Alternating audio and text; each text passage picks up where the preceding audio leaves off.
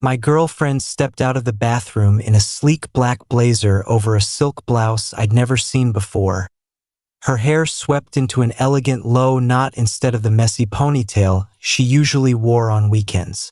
Steam from her shower still lingered in the hallway, mixing with the sharp citrus note of the perfume she saved for special occasions. I was sprawled on the couch in sweatpants, nursing a mug of tea, halfway through a podcast about deep-sea exploration. The afternoon light poured through our bay window, painting golden stripes across the hardwood we'd refinished together last summer. "You heading somewhere?" I asked, muting the episode. She adjusted an earring in the hallway mirror, avoiding my eyes. "Yeah, grabbing drinks with someone." "Cool. Who?" Her fingers paused on the diamond stud. "An old coworker, Ryan. He's in town for a conference." Ryan. The name hit like a pebble dropped in still water. Ryan was the guy from her first job out of grad school. The one she'd described as brilliant, ambitious, and impossible to work for because he always had to be the center of attention. The one whose late-night strategy sessions had blurred into something more until she finally quit and moved cities to get away from the drama. The one she swore she never wanted to see again. I set the mug on the coffee table. Ryan? The one who... Yes, that Ryan. She cut in, voice clipped. "It's just drinks. Catch up. Nothing more." A beat passed. This was the moment she could have added, "You could come if you want, or I'll keep it short." Instead, she picked up her clutch, checked her phone, and turned toward me with a look that was almost challenging. "And before you ask," she said, "I'd rather go alone. You're not invited." The words landed softly, almost politely, but they carried the weight of a slammed door. I felt them settle in my chest, cold and precise. Not invited. To drinks with the man she'd once called the biggest mistake of her professional life. The man whose texts she'd shown me years ago, drunk and apologetic at 2 a.m., begging her to meet him one last time. That I studied her face for any sign of hesitation. Any flicker that this was a test I was supposed to pass by laughing it off or pretending I didn't care. There was none. Only a calm certainty, as if she'd rehearsed the line. "Got it?" I said, voice steady. She blinked, clearly expecting pushback, an argument, anything to justify the armor she'd put on. When nothing came, her mouth tightened. She gave a small nod, slipped on her heels, and left. The door closed with a gentle click that somehow sounded louder than any fight we'd ever had. I sat there for a long minute, staring at the empty space where she'd stood. The apartment felt suddenly too large, too quiet. Then I felt the velvet box in my jacket pocket. Heavy, ridiculous now. I'd picked up the necklace yesterday, a delicate white gold chain with a small sapphire pendant, the exact shade of the dress she wore to our first real date. I'd planned to give it to her tonight, over takeout from our favorite Thai place, maybe talk about moving in together officially instead of this half-shared arrangement we drifted into. Instead, I stood, walked to my desk, and opened my laptop. The jeweler's website loaded quickly. Return policy. Full refund on custom pieces within 7 days if unclaimed. I filled out the cancellation form, attached the order number, and hit submit. A confirmation email pinged almost immediately. Refund processing. 3 to 5 business days. That I closed the laptop, exhaled, and looked around the living room. Half the shelves were mine, half hers. The couch we'd chosen together. The plants I watered, the art she'd hung. It wasn't just an apartment anymore, it was evidence. Evidence of a future I'd been building alone. That I went to the bedroom and dragged the 2 large duffels from under the bed. The ones I'd used when I moved here 18 months ago. I packed methodically. Shirts folded, jeans rolled, shoes lined up in the bottom, my books from the nightstand, my noise-canceling headphones. The framed photo of my parents stayed. I'd get a new frame later. Her things I left untouched, draped across the chair, spilling from drawers, exactly as they were. Every item I placed in the bags felt like reclaiming territory. The more I packed, the lighter the air became. I carried the first load down to my car, then the second. By the time the trunk was full and the back seat held neatly stacked boxes of kitchen gadgets and winter coats, the sun had dipped low, turning the sky the color of bruised peaches. One final sweep. Toothbrush, charger, the good coffee beans I'd bought last week. I left my key on the kitchen island, next to the spare she'd given me the day I moved in. No note, no dramatic gesture, just the key. Glinting under the pendant light, I locked the door behind me, walked down the 3 flights of stairs, and slid into the driver's seat. For a moment I sat there, hands on the wheel, engine off. Then I pulled up her contact, her smiling face from a hiking trip last fall, and blocked the number. Not out of spite, out of hygiene. I drove to a quiet extended stay hotel across town, checked in under my own name, and carried my bags to a room that smelled faintly of lemon cleaner. Bland beige walls, stiff comforter, no memories. Perfect.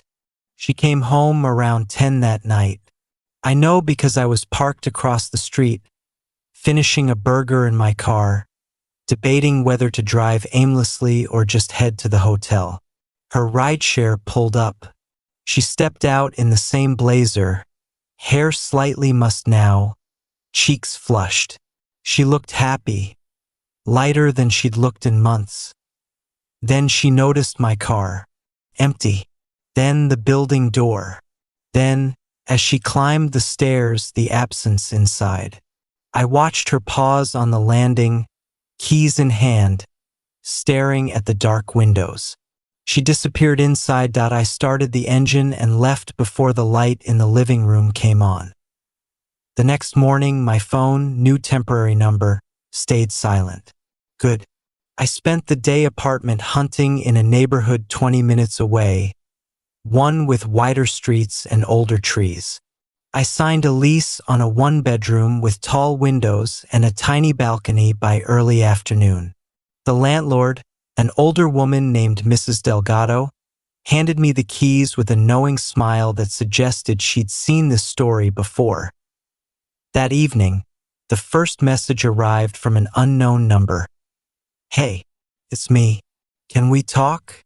I think we got our wires crossed yesterday. Drinks were harmless. You're making this bigger than it is. I read it once, deleted it, blocked the number. 2 days later, a voicemail from another unknown. I'm sorry. Okay? I shouldn't have phrased it like that. I didn't mean to hurt you. Ryan's already gone. He flew out this morning. It really was just catching up. Please call me. The apartment feels huge without you. Her voice cracked on the last sentence. I saved the message, then deleted it, blocked the number. The third message was pure venom. Fine. Run away. You always said you hated games, but look at you, ghosting over one drink. Grow up. Blocked. Then came the mutual friend, Jenna, calling from her familiar number. Hey, I heard things are rough. She's pretty upset. Maybe you guys just need to talk it out? She says she messed up the wording, but the intent wasn't bad. I let her finish. Jenna, I said quietly, I appreciate you checking in, but I'm good. Really. Please don't pass messages. I hung up before she could argue, blocked her too for good measure. A week later, an email from an address I didn't recognize. Subject: I went by the jeweler. I saw you canceled the necklace. Same day I left for drinks. You decided while I was still out the door. I get it now. Ryan spent the entire time talking about his new girlfriend and asking if I could introduce him to my single friends. He didn't even remember half the stuff he used to say to me. I sat there realizing I threw away something real for a nostalgia hit that wasn't even real anymore. I'm not asking you to come back. I just needed you to know I finally see it. I lost the best thing I had because I wanted to feel powerful for one night. I have to sit with that now. Take care. I read it twice, then archived it. Not for sentiment, just in case I ever doubted my memory. 3 months passed. I turned the new apartment into a home, new couch, new plants, new routines. Work was good.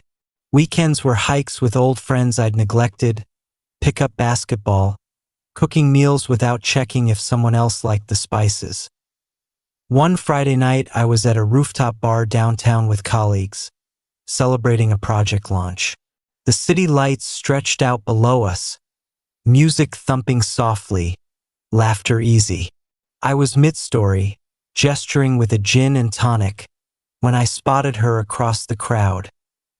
She was thinner, hair shorter, wearing a dress I didn't recognize.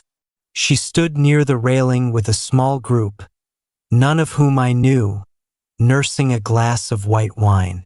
Her eyes scanned the rooftop and stopped when they found me. For a second, we just looked at each other across the noise and bodies. No wave, no smile. She raised her glass slightly, a question in the tilt of her head that I turned back to my group, finished the story, and laughed at the reaction. When I glanced again a minute later, she was gone from the railing. Later, as we headed downstairs, I saw her waiting by the elevators with one remaining friend. She stepped forward when she saw me. "Hi," she said, voice barely carrying over the music spillover. "You look happy." I nodded. "I am." She swallowed. "I just wanted to say in person, I'm glad you're okay. And I'm sorry.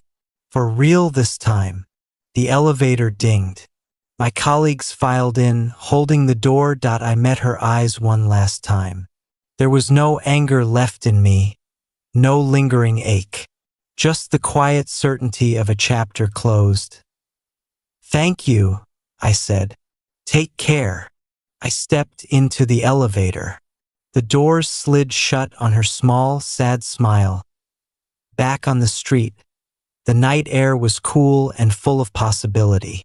My friends were debating late-night tacos. I joined the conversation without hesitation, my laughter mixing with theirs as we walked into the city lights. I was exactly where I belonged.